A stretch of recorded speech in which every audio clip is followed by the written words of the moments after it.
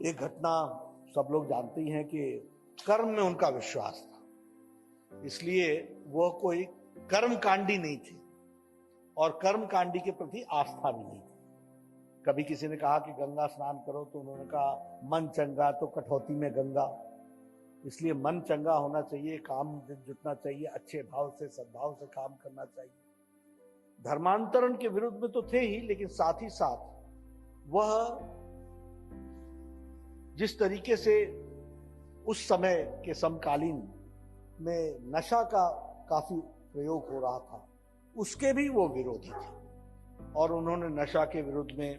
और भगवान की भक्ति में लीन होकर के समाज के सभी वर्गों को साथ लेकर के चलने का काम, इसको उन्होंने बखूबी पूरा किया है। समकालीन दृष्टि से देखें तो गुरु नानक देव जी के भी और कबीर जी के भी जितनी भी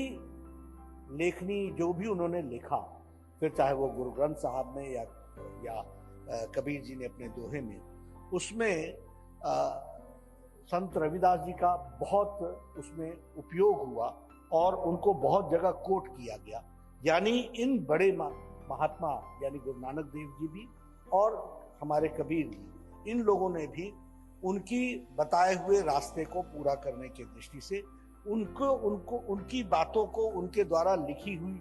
काव्यों को, उसको उन्होंने अपने में समावेश करने की कोशिश की। यह उनका जो एक सामाजिक दृष्टि से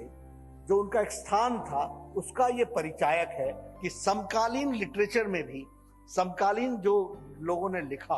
उन लोगों ने भी उनकी बातों को अपने साथ जोड़ने का प्रयास किया। अब जैसे उनके बारे में ये कहा जाता है कि ऐसा चाहूं राज मैं जहां मिले सबन को अन्न, छोटे बड़े सब सम बसे रहे रैदास प्रसन्न। ये उन्होंने लिखा। अब आप देखिए कि ये जो वाक्य है, ये कोई किसी शताब्दी के लिए नहीं है, किसी साल के लिए नहीं है, ये मानवता के लिए, जब तक मानवता रहेगी तब तक के लिए यह हम सबको सीख है, यह हमको समझना है।